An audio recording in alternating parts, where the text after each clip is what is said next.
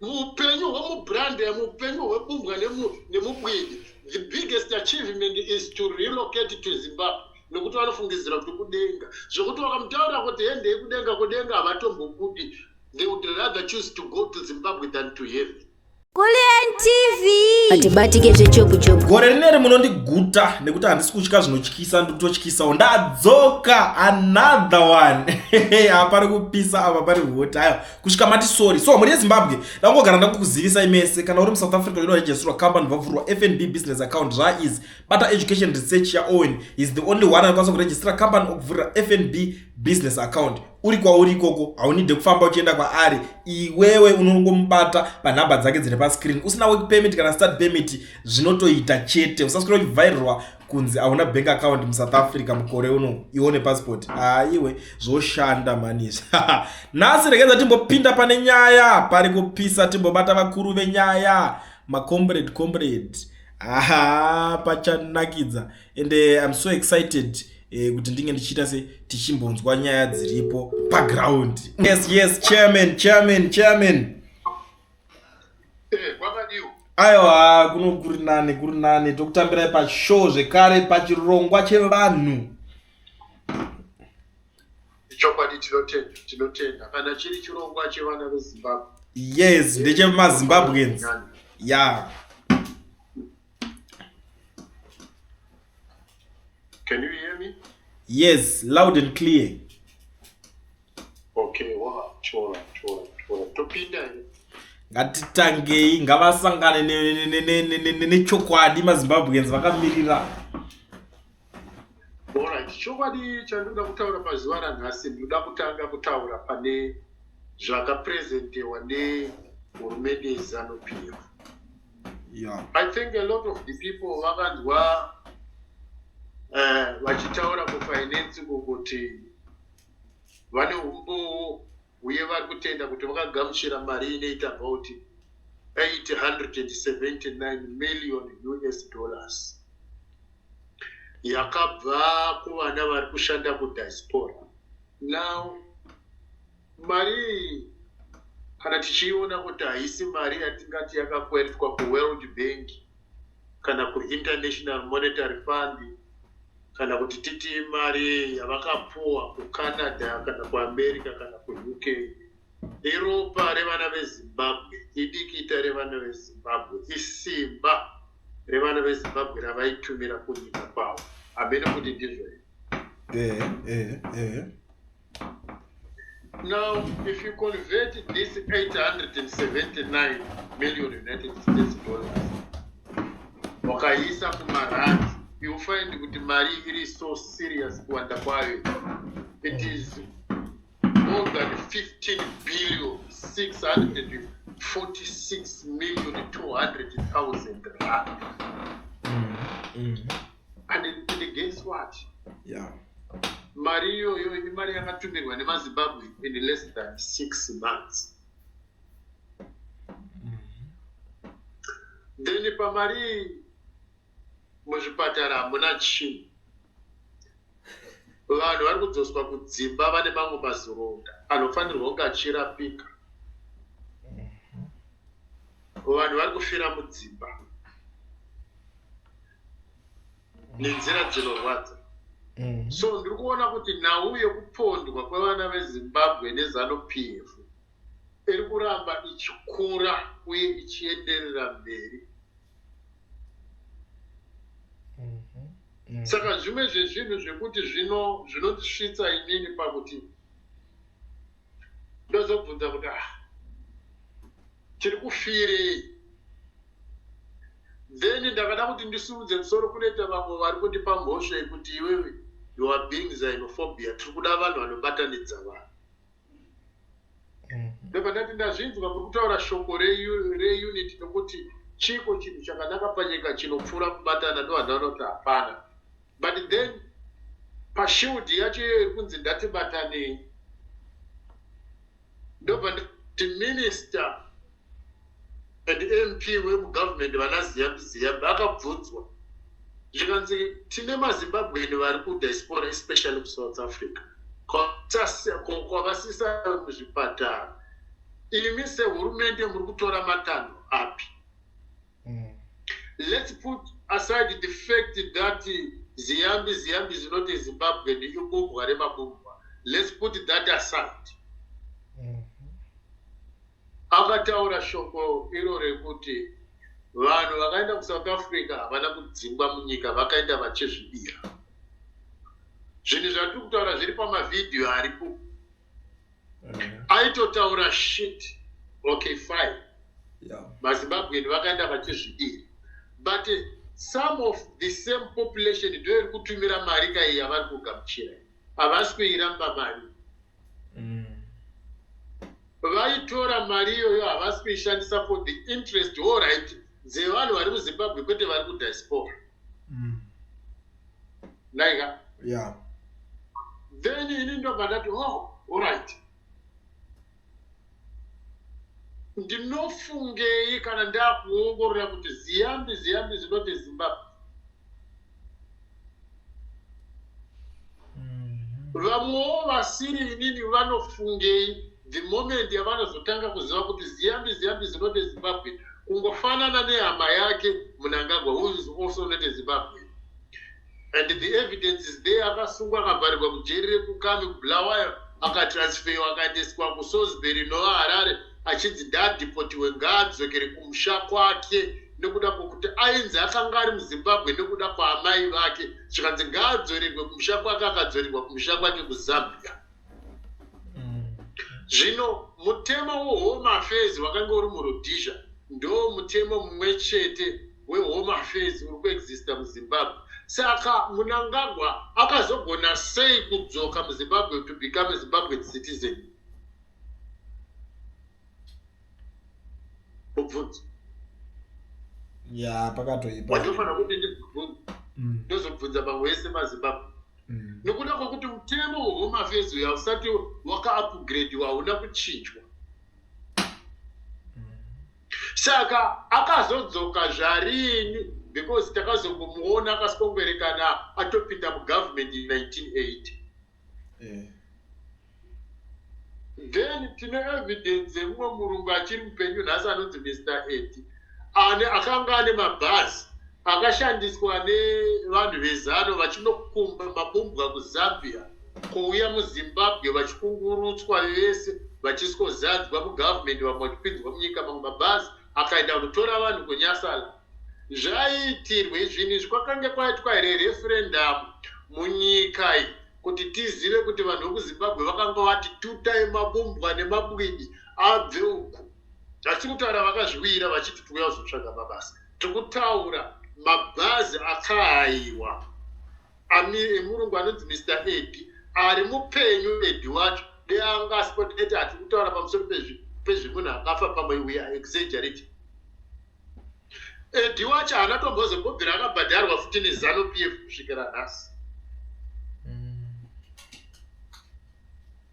Ndinofungei pamusoro pevanhu. Okay, rega tiise pasati ndatiti mari iyoyoyo maZimbabwean ndatongozvitora sekuti kubvira vakatumira mari iyoyo kumba iri kunzi yacho yakaenda. Then ndobva ndaenda papoint yangu maZimbabwean yekuti ndaimi maZimbabwe kubvunzawo zvinofamba sei kuti mamwe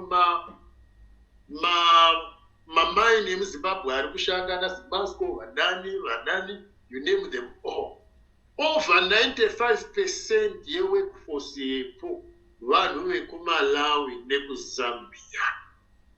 Yeti tine vana vekuZimbabwe vamwe vari kufudza mombe kumaruzevha vanonzi kutaunda muna basa, nevamwe vari kubuda vachinofudza mombe kuSouth Africa, kuBotswana, vamwe vachienda neMozambique, vamwe vachinopararira kwavari kupararira. But munhu wekuMalawi ari kusikowana basa munzvimbo yekuti mwana womuZimbabwe anosikonzi hapana basa. Zvinofamba sei kwese kuna steel makers kuti kubva kuna manager mushandi wese kusvikira kune munhu anotsvaira kusvika pagedhi vese mabranda. Mubranda anowana basa muZimbabwe, chawa rinowana basa, mwana womuZimbabwe anoshayiwa. Zviri kufamba sei? Ndine mubvunzo kumaZimbabwean, ndine mubvunzo kumachief, ndine mubvunzo kumaMP. ko muZimbabwe hatina here majournalist vana Hope Chimwono nana Gambakwe? Why is it that they don't question kuti pari kufamba sei apa vana Hope Chimwono vakakurumbira kuti vanobvunza kuti why is it that the majority of employees mumacompanies ndeve kuMalawi? It is because they are protecting themselves nokuda kwokuti pachavo paukama.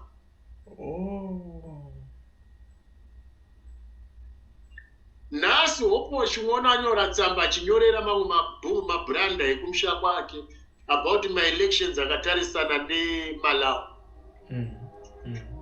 Kavatonyorera tsamba achinyora nemutauro wekwake nechirungu chibrand chichawa chake kana zikomo muri bwanji.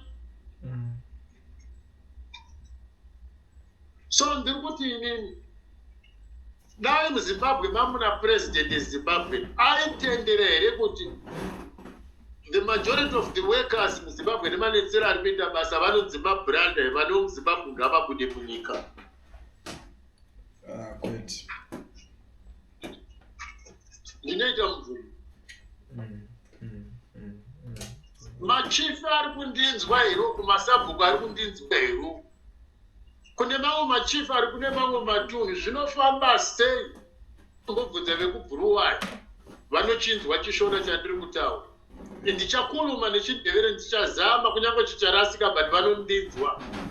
Inini mandevere makazobvumira rini mabranda emabumbwa kuti ashandise mamwe mazita enyu nemamwe maseneni? Nekuti the same problem iyo tinayo kumashonaland kwatida kubvunza machief kuti taane vanhu mabranda taane mabumbwa kusvikira kuna president wokuzambia Edgar Lungu akanzi anonzi Tendai Munyaradzi wokubhikita. Hakuna chief akasimudza musoro kuti vari kupiwa zvitupa. Vamwe vacho vari kuita zvitupa zvitatu, munhu anoita chitupa chekuzambia, zvitupa zviviri zvemuZimbabwe. Iye ari one. Mwana womuZimbabwe anoita chitupa chimwe chete, munhu wokuzambia anoita zvitupa zviviri zvitatu zvemuZimbabwe. Hatisi kutaura zvinhu zvekupomerana, tiri kutaura zvinhu zviri zvechokwadi. Wakaenda iko zvinezvi paconsulate kuembassy yemuZimbabwe unoona tichirepresentwa naNapiri. Anapiri havasi maZimbabwe. Ko isusu tichazorepresenta nyika yedu rini? Wakaenda kumaparastates akaita sana Zesa vana Zambezi River Authority wakapinda mukaripa unoona makazara mabranda. Wakapinda mumunicipality unovaona ndivo all the way kusvika kuHarare. Wakaenda kumadebt collectors vanokorekta mari dzezvikoro unotoona adresi yekuLusaka kuZambia. Ariwo mabumbwa nemabwidi. Nyika yedu yaenda mari. Wakaenda kumhuka kuNational Parks Wildlife kunoswada kwakazara mabumbwa nemabwidi. Zvino ini ndakataura vanhu vari kuti aiwa usataure izvozvo, taura zvinhu zvekubatanidza vanhu. No, varume regai ndikuudze, mabumbwa mabwidi machawa ngaabatane pachawa, isusu ngavatirege tiite zvedu. Vana vane kumusha kwava. Vana vane kumusha kwavo. Ndikakwenda panhau yekuti vanhu vokuMozambique vakadhipotiwa. Chikonzero chavaidhipotiwa, vaidhipotwa chinzi dzokere kumusha kwenyu hondo yakapera. Vanhu vokuMozambique vaibatwa semhuka. Kunyange wangu wasiya hembe kumba wangu wasingatenderi. Vanhu vokuMozambique vanofungidzira kuti vakadhipotwa nevanhu vekuZimbabwe havazvizive kuti vakadhipotwa nemabumbwa nemabranda.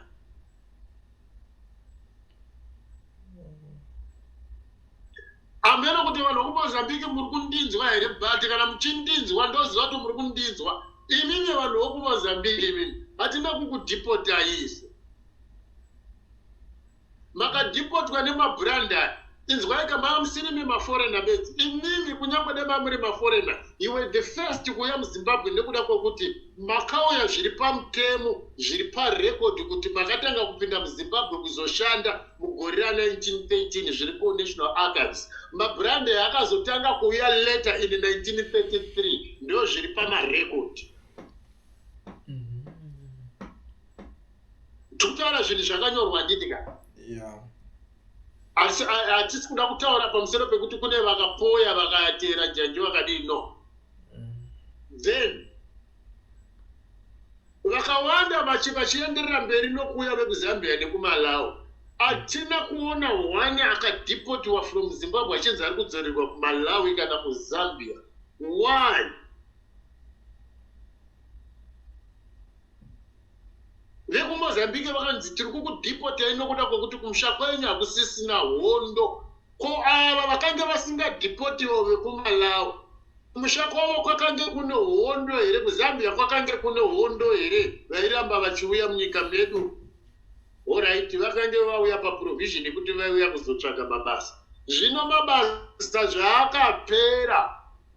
Why is it that havasi kudzokera nokuti vakauya vachitambira kuzotsvaga basa kwete kuzotsvaga citizenship? Ko akazoti vanopiwa citizenship ndiani?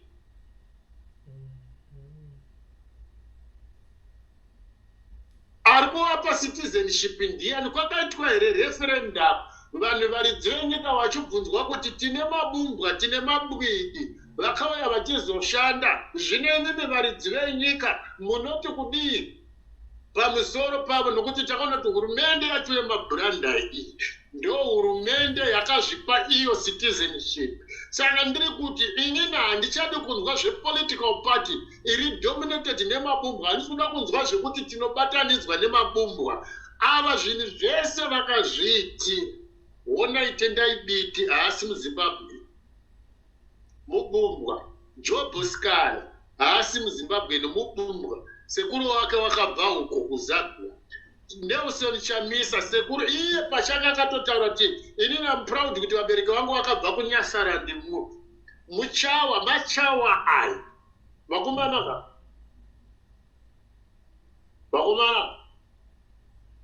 nanasisi.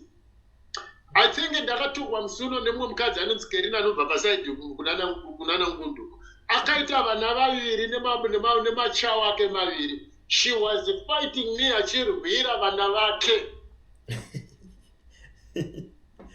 Ini paandituka handina kuziva kuti akazvara vana vaviri nemabranda. Vanhu ndobva vauya zvikanzi anonzi Kerina ari kuAmerica akaita mwana anonzi Ningi naNingi nemabranda.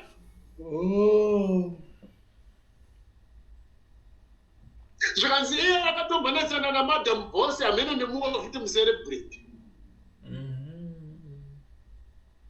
Ani muri kuzviona manje? Patakamira. Vana kazembe hatina marudzi nawo isi mabumbwa. But they control the government.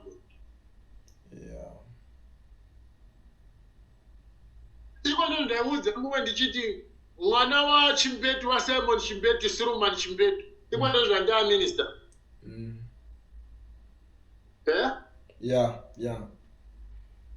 Baba vake vakapiwa hona ndada kuti maZimbabwe achiziva yekunzi muovhete but haana kurwa hondo Simon Chimbetu. Baba vake vainzi Benson vakabva kuTanzania kwavakatora mukadzi wemunhu vakabva vachitiza vakagara muZambia. Vakabuda muZambia vakati ende tinotsvaga magreen pastures vakauya muRhodesia. Ndo makazvarwa Simon Chimbetu papurazi ravakazopiwa iri rinonzi Dendera. Baba vaSimon Chimbetu vangu vane contract yekunhonga makonye mumunda yefodya. Ndinoti Zimbabwe zvive mari. zvese zvaitaurwa zvezve naSimon Chimbetu achiimba kuti zvaida moyo wakashinga kudidi, nekuti makomrade aisvika mupapuraza apa redendera ndo paainyora nziyo idzodzo, kwete zvekuti akata muovheteriye, nekuda kwokuti uyu Nigrini Minister Shamu aifarira Nigrini Simon Chimbetu, vakapanana zvechizivano kuti nekuti wakaimba nziyo dzandoda ungatiro mukomrade we haana futi yaanoziva. Terera Zimbabwe, zvinhu zvandiri kuburitsa first hand information inopupurirwa nevanhu. Ini ndinokudhigira nyaya kusvikira kumwana wacho, nekuda kwokuti Simon Chimbetu akanga iri mbavha. Munoziva here gore rainzi akaba moto akasungwa? Makamboinzwa? Ya, iye ndakamboinzwa ya. Paakabuda akaimba nziyo yokuti vamwe vakati mutorwa ngafi, vamwe vakati anogofa seko asina mhaka. Yeah, I remember that song, yeah. Yeah, I remember. Pakange paita mamwe maZimbabwe naaiti kill this bastard paakarohwa akatyorwa mbabvu achinzi is not a Zimbabwe.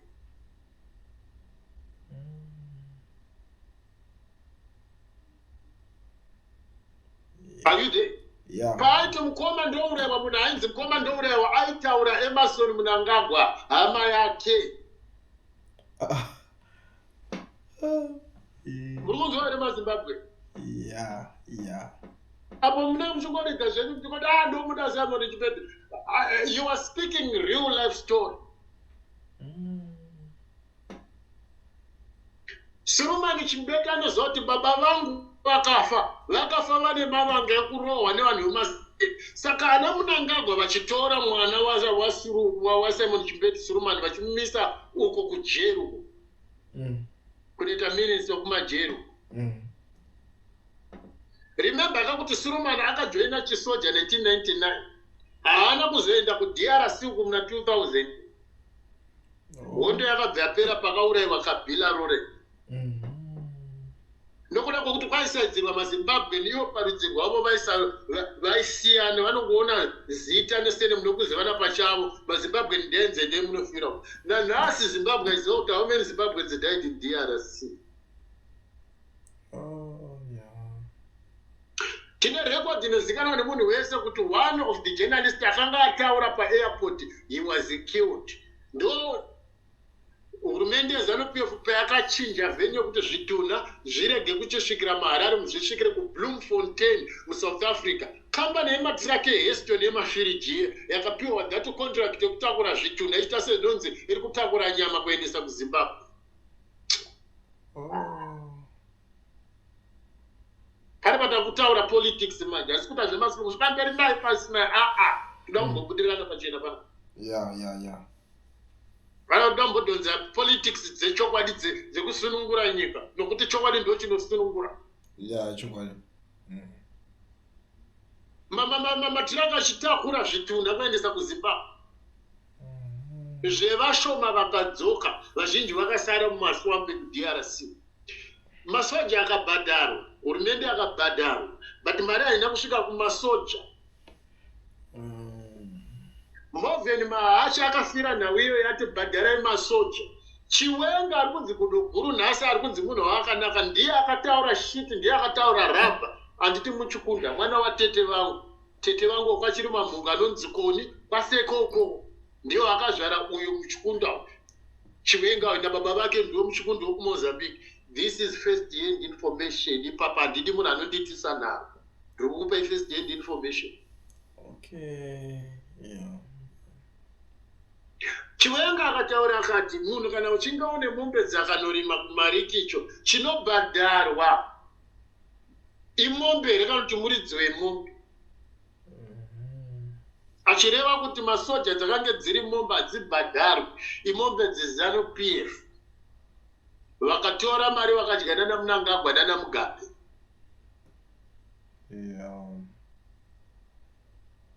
Muri kunzwa here Zimbabwe? Yeah. I hope Zimbabwe is listening. Yeah.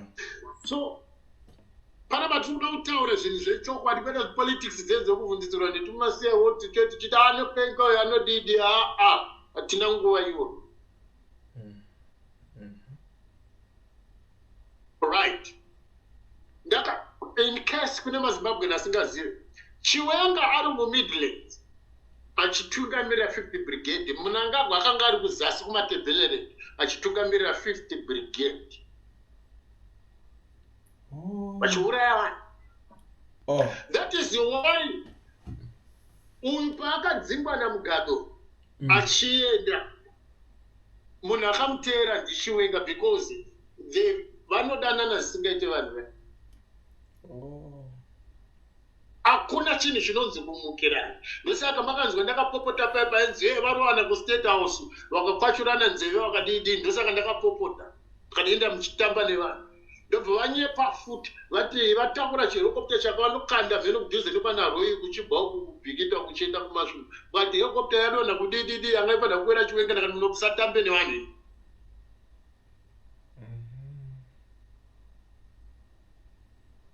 Gemu rave. Nerekukireta zvimapolitical party wozoti yapolati yachiko yachichi, we are tired of all this nonsense. But the question is, who is ZANU-PF yatinetsa? Tisati taibvisa. We understand kuti ZANU-PF ine macrimes akangofanana neapartheid yakabhadwa. ZANU-PF ine macrimes akafanana neNazi party yana Hitler yakabhadwa. ZANU-PF ine macrimes akafanana neNazist party yana Mussolini yakabhadwa. ZANU-PF ine macrimes akafanana the Bolshevik party yakabhadwa. What is it so special about the ZANU-PF? But beef. Who is ZANU-PF?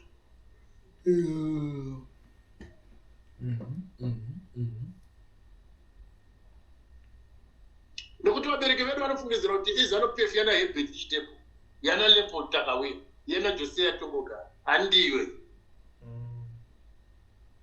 Robert Mugabe akapindura Ian Smith pakasimudzwa ndege yenzi Janet, ndokuti ndakambokupa list yenhamba yearmy nevanhu vakatumirwa kuMozambique pakaurayiwa vanhu pachimoyo over 10,000, over 7,000 per team. Handidika? Nema-thousands akaurayiwa paNyadzoni. Mugabe akati go and do them anything. After makomrade aramba kubuda musango vachiti akapa, ndokuti Mugabe akadeclarewa mutungamiriri weZANU-PF kuTanzania. Vanhu vakaramba kuti atitungamirwa nemunhu watisingazivi. Ndokuti Mugabe akajoin, Mugabe anga nechipolitical party chake chainzi Florizi. He was never from the beginning a member of ZANU. Hamveno kuti maZimbabwe muriko hero kubva kamuzvinzwa izvo. Ya, izvo akutotanga kutonzwika izvezvi. Kana makagugura munogona kugugura. Anga nechipolitical party chake chainzi Florizi.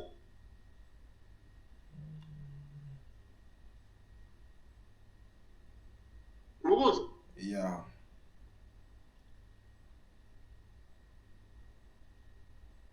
Ndoda kutaura zvinhu zvakawanda. Uko kwakaitirwa mukuruko kuTanzania ndokwaitungamirwa naJulius Nyerere. Julius Nyerere was not munhu wokuTanzania, muchawa wokuMalawi. Kufanana naKenneth Kaunda. Kenneth Kaunda kunyange akanga ari kuZambia zvinotozikanwa kuti iye munyasara ndibwi muchawa.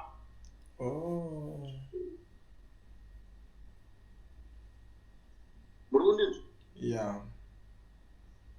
So panapa nhau yandikutaurira kumaZimbabwe ndeyekuti tati zvinofamba sei kuti the majority of Zimbabweans vari kutsvaga mabasa vari kushaya. Mabasa akabatwa nemabranda.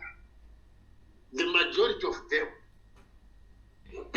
Dai Zimbabwe ine maminister emuZimbabwe na president wemuZimbabwe aizvibvuma here?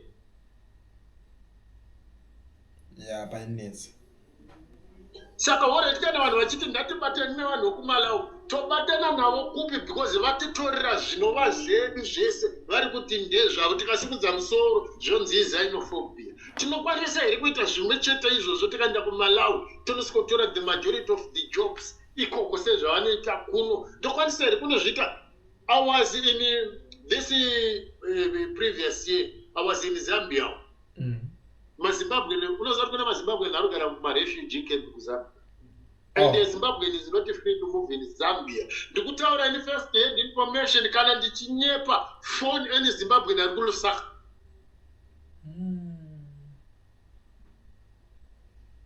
Phone. Ndikukukumbira iwewe kuti umbeto yako iwewe interview nemaZimbabwean and go sack. How free are you?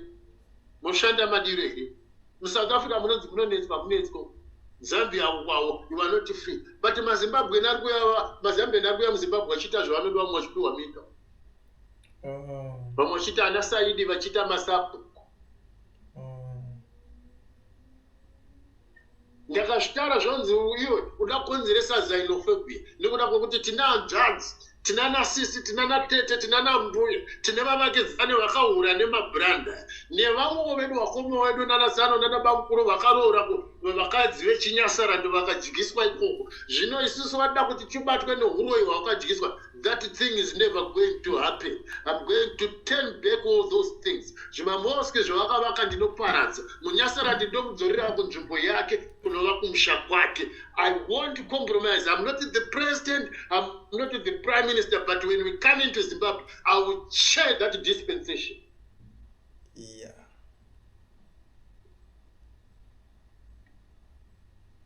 Then if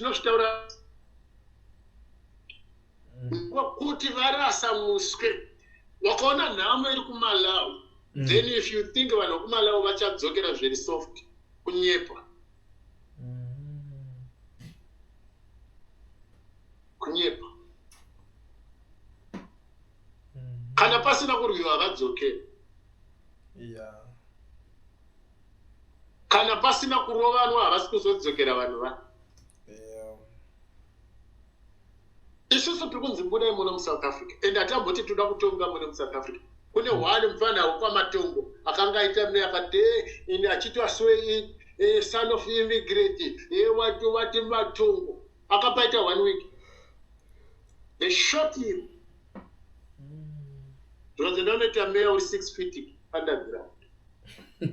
Iko ndizvo mabhombo anodeedzera kuti nyika haina varidzi. Ndiye tese vanobva vatoti Barack Obama akatonga kuAmerica. Zvakatonga kuAmerica Barack Obama akatuta makinyenzi ose kuti hende vakanomba ikoko mari dzese. Unoziva here kuti probably you are one of those new generation guys. Munoziva here kuti kuJMB kanga yariko. JMB alone yakanga ine mari inokwana kuti each Zimbabwean nazvarwa he could be given $1 million United States dollars. Oh. Tokutaura mafacts apa. Asi kutaura maministry. Tikutaura mari yekuJMB. Yekwana kuti Zimbabwe nese apiwe $1 million US. Oh. Amene kuti yakavakaifambisa sei vanhu baba. Wabumba. Ndikakuzve ndichiti vakomana, I don't know kuti munozviziva here kuti vachitora nyika kuReserve Bank tatine 12,800 tons of gold. America, United States kwayo yakanga ine 11,000. Gold iro randizoti vakaritakura vakarisepi nemabranda. Oh. Mumwe munhu wotanzi taurirane tinoda kugarisana. Ndogarisana sei nembavha ndoziva kuti dzakapamba. Hasi kutaura zvemadiamonds ekwachiyana. Hasi kutaura zvegoridhe rakazomaniwa vakutonga.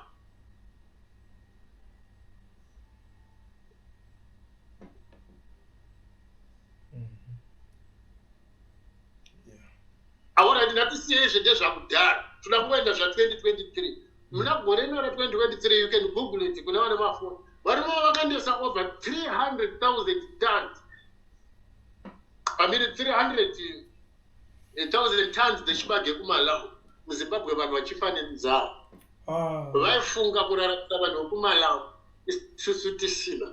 Vanhu vedu vachifa nenzara. kutaura zvinhu zviri official. Wobva ipapo unotambisirwa magaro nevakadzi vokuMalawi vachitaura chinyasarando kuti ivo vanhu vekuZimbabwe nokuMalawi vamwe chete. Tina ukama nawo here machawa ekuZambia nekuMalawi inyika 1 chete kunana DRC ndoko vakabva kwete isusu hatina ukama nawo vese. Takangosangana pafederation yakaita 53 to 31 December 63. Ndobva vabenefita zvakanyanya pafederation inokuda kwokuti maresources emurodi zvakanyanya kushanda kunyika dzavo achisimudzira kunyika dzavo.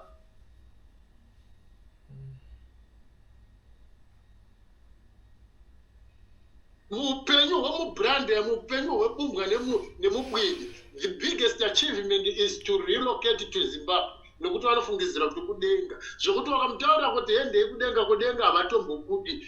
They would rather choose to go to Zimbabwe than to heaven. Wakambonzwa hirewo machawa Tanzania iri next door, wakambonzwa vachinzi vari kuenda kuTanzania. Kenya next door, Malawi pane wakambonzwa vachinzi vari kuenda iko.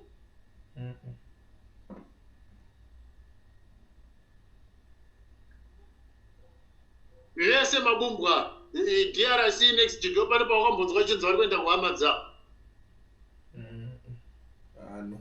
Alright, kandavende kuAngola kana kuNamibia kana kupinda muBotswana nyika dzakavatenderedza. Why vabumbwa vachitageta Zimbabwe?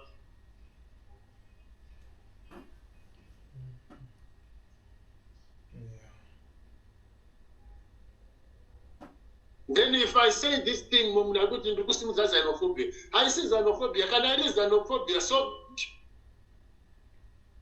vozotaurira xenophobia vanhu vakudya sadza vari kumba kwavo vachitamba zvigure vari kumusha kwavo.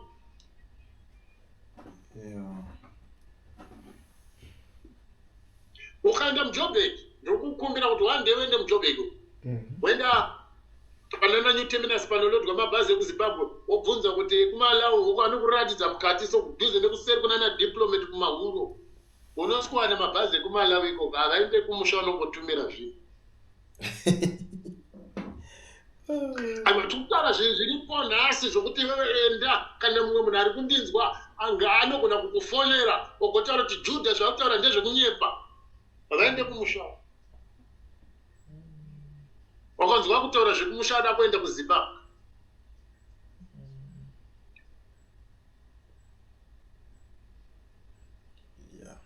Avadi wakasangana nemuBrande right now bvunza vanhu vanosangana navo mumakambani pamwe pavanobatwa nemapurisa vakabvunzwa anonzwa achinyepa kuti ndiri kuZimbabwe but haana language imwe yacho kuZimbabwe yaanoziva.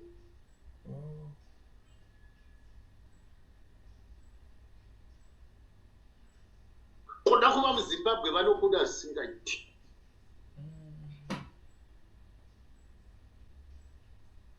Hello? Yeah.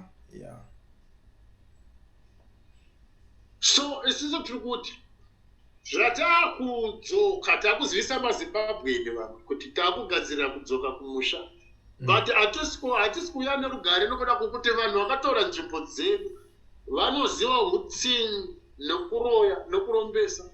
I was receiving some of the messages ndinoziva hangu kune dzimwe nzvimbo dzokuti vaidzura dzimba varetrenchiwa vakudzura dzimba vachienda nadzo kuMalawi kwozoti dzimwe dzinonzi hadzipindike maigara manyasarana. Why is it that everywhere vanozivikanwa nenhau yekuda kungoroya chete? Mukuru wavo Hastings Banda akauya muChegutu akaturika bhachi mumhepo. Why is it that mentality yavo ndeyekuda kuroya nokurombesa kutsengeta tswanda dzenyoka nekuti why?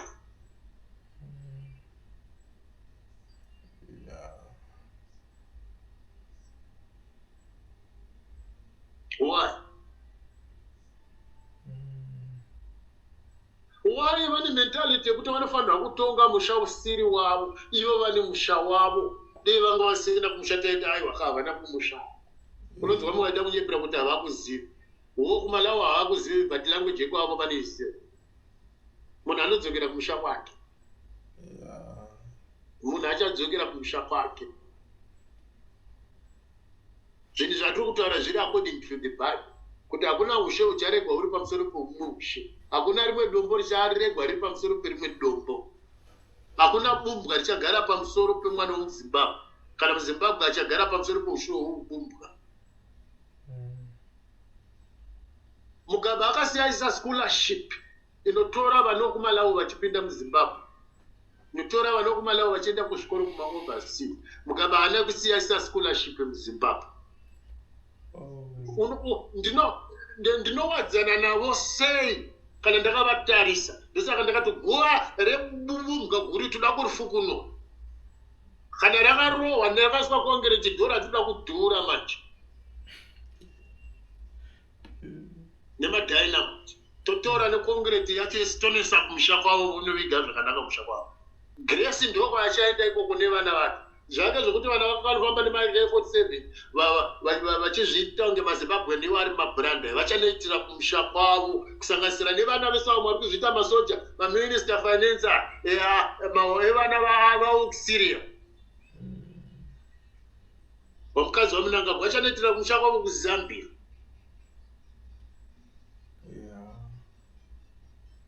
Ndava zvinhu zvandiri kutaura nhasi. Kuleti, we are going for a war. Kwete kuti tinoda hondo isi. Hondo yakatotanga kudhara, vanhu vari kupera kufa kumusha. Ndege tingoipedzisa hondo yacho. Kana tichipera topera kawani.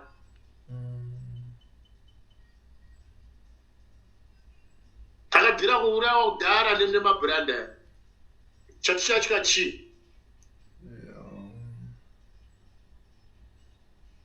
Tosvika kupi tichitiza mabranda. Tinosvikepi tichitiza mabranda, tichitiza nyika yedu, ivo vachibva kumusha kwavo vachipinda munyika medu, isu tichitiza chete. It's time to go back and fight. Hatisi kunotaurirana navo adzisi hama dzedu. Vatiratidza kuti ivo vavengi vedu nokutiuraya for many years. Saka hazvitenderwe kunotaurirana nemunhu ari kukuuraya. The first thing chaunomboita kune munhu ari kukuuraya, unombomupa mukombe waanokupa iwowo, wopeta katatu. Ekuti wakudhakwa nawo. Matambudziko avakatipa toda kumbovapetera katatu. Kuti vanzwe kurwadzwa kwazvo, nekuti as long as vasina, they feel relaxed. Because right now, nawe andikutaura vamwe vachakuteta mukonyo kuti hauna zvaunotiita. Saka unless vazoona vamwe vavo vakutambwa vanotitamba zvakapetwa katatu. Ndo shoko rangu rekupedzisira kuti hatisi kuda hondo, but hondo yatisarudza ndo kwatatarisana nayo. Hatidi hondo, but takutenda ikoko. Wakanzwa munhu anotanga kuti ada kuita political party nyika isati yasununguka, ziva kuti project yeZANU-PF, ziva kuti mubumbwa, ziva kuti haana kuvimbika, ziva kuti ane chekuita nemachawa aya. Ndo mashoko angu ekupedzisira. Thank you. All right. Thank you so much, Chairman.